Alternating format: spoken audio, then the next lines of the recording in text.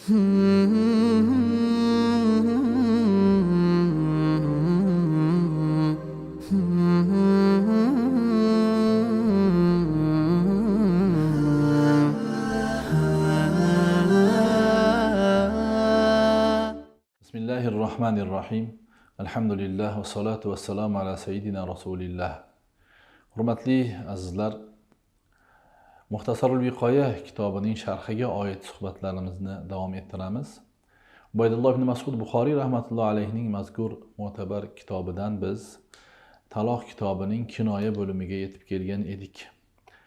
Kinoya bu ochiq lafzda taloq aytilmagan, balki bir so'z aytiladi-da, o'sha aytilgan so'zdan taloq nazarda tutiladi.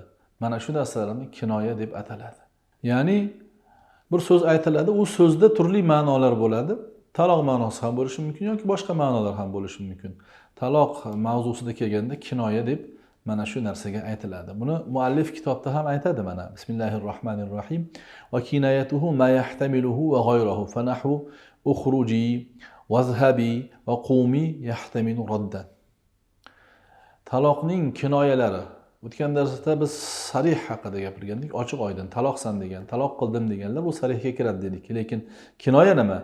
Kinayatuhu, taloqning kinoyasi ma yahtamiluhu, ya'ni taloqni ham ehtimoli bor. Va g'ayruhu, va taloqdan boshqa narsani ham ehtimoli bo'lgan narsani kinoya deyiladi. Mana ukhruji degani bu chiq degani. İzhabi, ket, bor, qumi, tur, yonimdan tur. Mana bu so'zlar yahtamilu raddan. So'zni rad qilish yoki o'sha ayolni rad qilib haydash ma'nolarida ham ehtimoli bor. Yoki taloq qildim, shuning uchun ket meni oldimdan. Taloq qildim, shuning uchun chiq xonadan degan ma'no ham bor. Shuning uchun bu taloqda ham ehtimoli bor. Va taloqdan tashqari radni ham, qaytarishni ham ehtimoli bor. So'z mana shu ket, bor, tur, yo'qol degan so'zlar ko'zimga ko'rinma. Mana bular shu turiga kiradi. Ya'ni taloqni ham rad qilib oldidan haydashni yoki so'ziga raddiya berib so'zini qaytarishni ma'nolarini ehtimol qiladi. Va nahvu xaliyatun bariyatun ba'inun battatun haromun yasluhu sabban. Buning ikkinchi turi ham bor. Taloqni ham ehtimoli bor yoki so'kishni ham ehtimoli bor. Shuni aytilyapti bu yerda.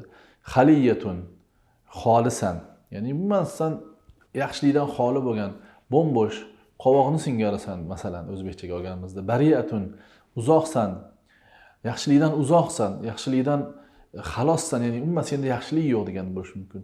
Yoki bainun, bain ajragansan degan. Ajragansan, sen har narsadan, har qanday yaxshilikdan, har qanday yoki yaxshi muomaladan ajrading bugundan boshlab. Sen shundan ajraguvchisan degan ma'no ham bor yoki aytganimizdek taloq ma'nosi ham bor. Battatun, uzilgansan. Umuman sen xayr-u barakadan uzilgan ayol ekansan.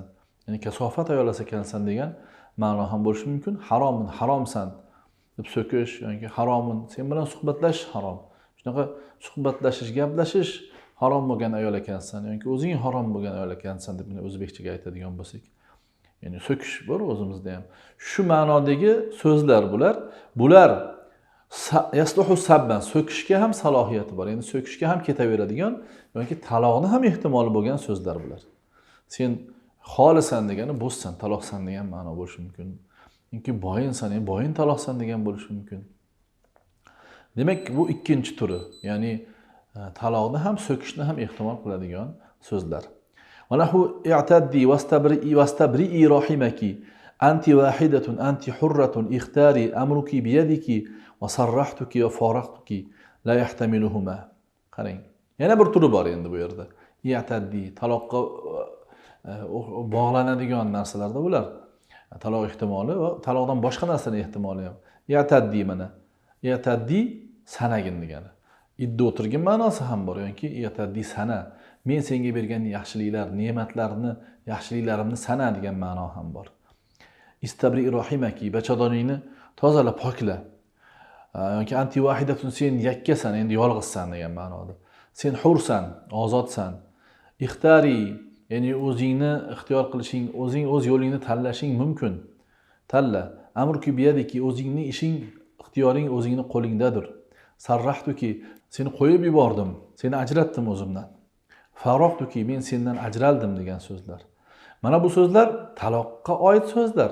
Ya'ni taloqning ham ma'nosi bo'lgan so'zlar. Undan tashqari taloqdan boshqa ma'nolar ham bor-da bu yerda. Masalan, sen hursan, ozodsan degani, sen o'zingcha ozodsan endi. Hursan-da deb kinoya qilayotgan bo'lishi mumkin. Sen o'zingcha hech kimning gapiga quloq solmaysan-da. Anti vahidatunda sen yakka yagonasan. Ya'ni jamolda, husnda, aqlda yagonasan degan bo'layotgan bo'lishi mumkin yoki anti vahidatun sen yolg'izsan endi, yakkasan. Bugundan boshlab er xotin emasmiz. Ya'ni juft emassan endi, sen yakkasan. Sening jufting yo'q degan ma'nolar ham bo'lishi mumkin. Demak, kinoya lafzlarining 3 xil turi bor ekan. Yuqorida mana bu o'tdi. Ya'ni birinchisi taloqning ham ehtimoli bor yoki u taloqni rad qilish ehtimoli bor. Birinchi turi. Ikkinchisi taloq ehtimoli bor va undan tashqari so'kish ehtimoli bor. Mana haromsan, boyinsan degan. Uchinchisi taloq ehtimoli bor va taloqdan boshqa qanaqadir ma'nolarning ham ehtimoli bo'lishi mumkin bo'lgan so'zlar.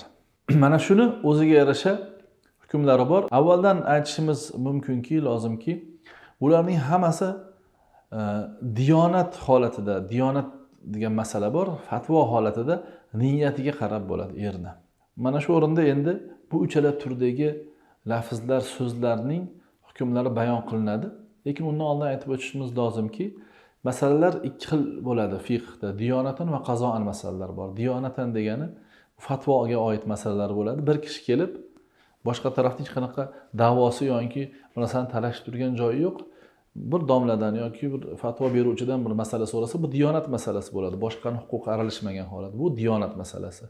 Qazo masalasi bor, u qozi hukm qiladigan yoki qozini o'rnida turib hukm qiladigan olim yo domlani men qozi deb olishsa, ikki taraf talashib ketsa, narigi tarafni ikki tarafning huquqi hal qilinadigan ajrim, ya'ni ikki tarafning huquqi o'ziga beriladigan, ikkita tarafning muhosama, ya'ni janjalini hal qiladigan, haqqini talab qilib turgan o'rinda ularni orasida ajrim qilish, ularning orasida hukm qilish bu qazo masalasi bo'ladi.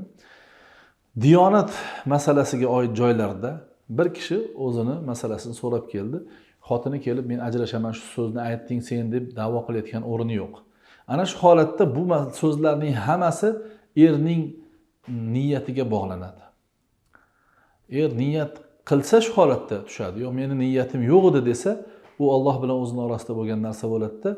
Agar niyat qilmagan bo'lsang, taloq tushmadi deb hukm qilinadi.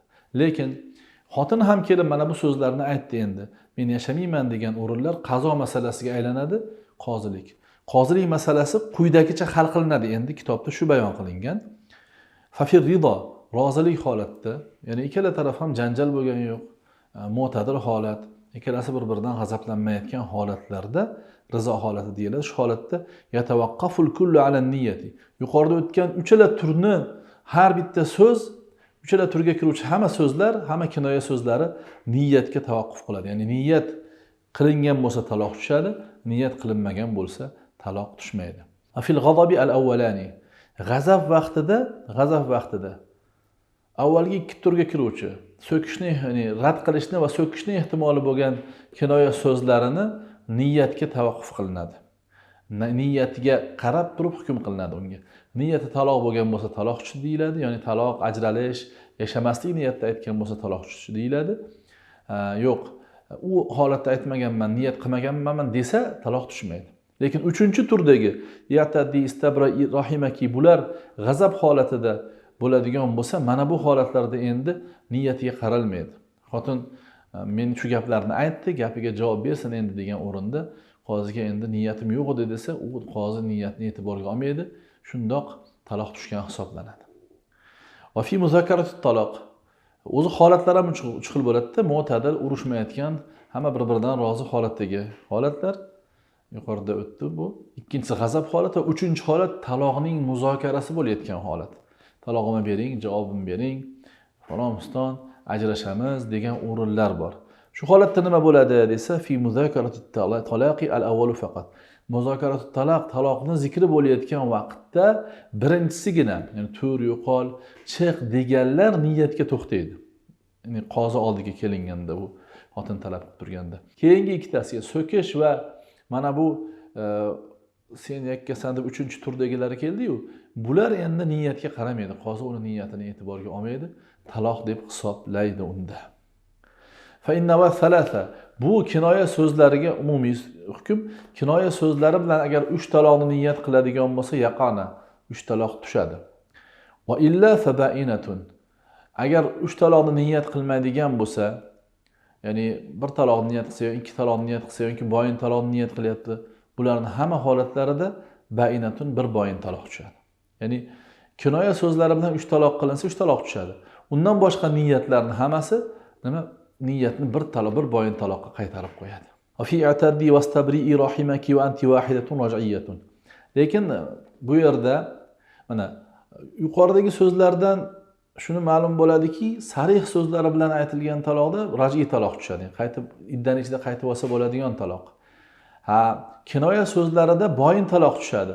Endi boyin taloqni endi qaytarib ola olmaydi. Albatta nikoh bilan qaytish kerak, iddaning ichida bo'lsa ham. Boyin taloq kinoya lafzlari bilan tushadi degan tushuncha paydo bo'layotgan edi bizga. Asosiy hukmlar ham xuddi shunaqa, aksar holatda shunaqa, lekin kinoya so'zlarining ichida ba'zi bir so'zlar borki, agar u taloq niyat qilinsa, u bilan boyin taloq emas, balki raj'iy taloq tushadi. Ular qaysilar? Yataddi, ya'ni sanagin. Buni sanaginni nimanidir sanagin degan ma'no ham bor edi. Yataddi idda o'tirgin. Idda o'tirginni niyat qilganman men, taloqni niyat qilganman, ajralishni niyat qilganman desa, bunda garchi bu kinoya lafzi bo'lsa ham bunda raj'iy taloq tushadi. Istabri'i rahimaki ham xuddi shunaqa, ya'ni bachadoningni poklagin degan ham xuddi shunaqa, anti vahidatun sen yakkasan degan ham xuddi shunaqa. Bularda agar taloq, ajralish, yashamaslikni niyat qilib aytilgan bo'lsa, bularda raj'iy taloq tushadi, garchi kinoya so'zlari deb e'tiborga olinayotgan bo'lsa ham. Va yaqa'u bi isnadil baynunati wal hurmati ilayhi la talaqi. Taloq boyinlikni va hurmatni o'ziga nisbat berish bilan, erkak o'ziga nisbat bersa ham taloq tushadi. Ya'ni men sendan boyimman desa, demak bunda ham taloq niyat qilsa tushadi. Yoki men senga haromman desa, bunda ham agar taloq niyat qilsa tushadi. La talaqi, lekin taloqni o'ziga nisbat bersa taloq tushmaydi. Ya'ni men sendan taloqman desa, unda taloq tushmaydi. Taloq niyat qilsa ham.